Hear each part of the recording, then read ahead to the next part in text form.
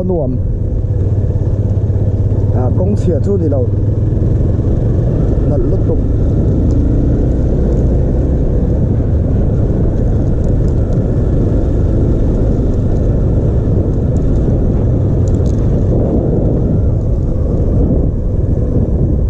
wow chấm phai muôn nuông tắc anh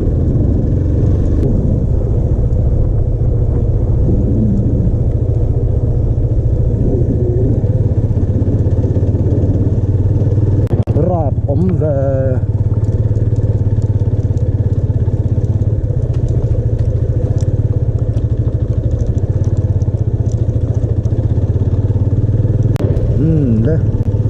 đây là hiền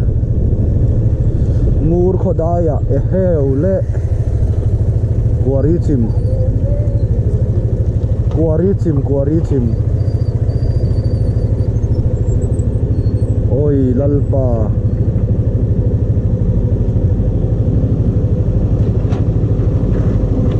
ngày đó ông lâu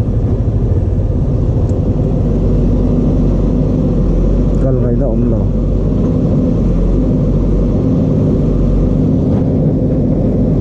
cần ngày đó lâu chịu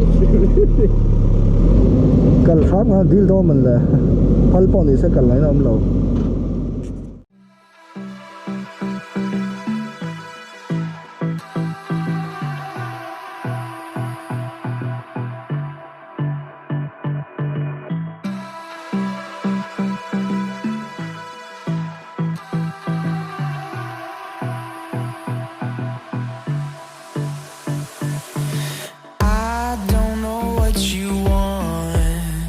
Let's have a bit of fun till I downfall. Zingdar ko ni a quarry kha lungin lo block awangi kan le le mai don ni na lan chukal ri lo mai ang a je de phot meng hai sumo pon tang nuan mai lung pang le lama tang anom boka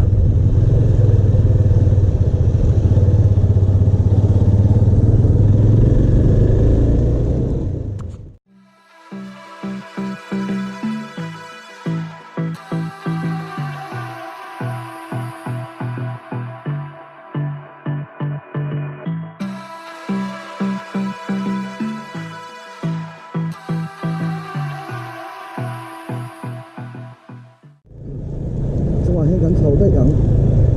xung hòa sầu đây ha còn lắm mà khang con mỗi ở gần lá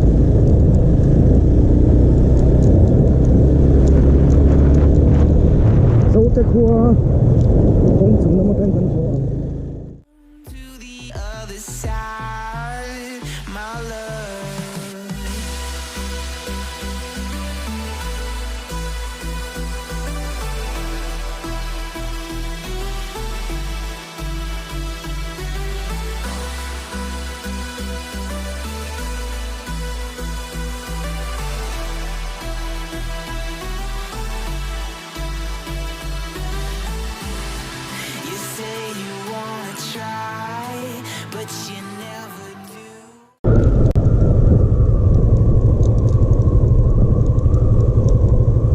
lại công hay gắn lũ năm sáng ha thì hai số bộ phim live hay chưa mệt tít lại vòng phong không bị đâm mồi vậy lũ tu sắm lũ là mel trà lấy rol lấy tiệt cần voi khát mù đã cần tăng ảnh khăn lấy thôi ăn thịt trên ăn được kia đã được làm không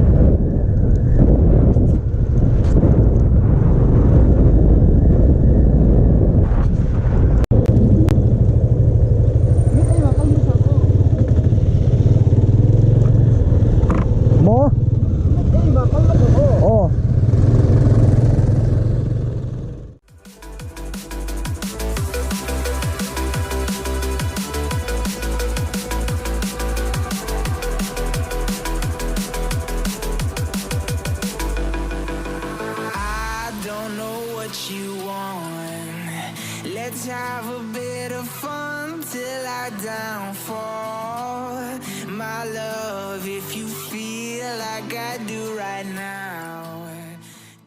Lại cái chấm phai khó chung để theo biết in tế thì chuan helai hi hei kan ti mai zo te ron lampang kha ni wow beautiful tree bu vua in ka in lo thina bu vong te ka puwa heng lai hi ka suar thon le na sa tree ni khata chen za som nga loi kan lo ani lengin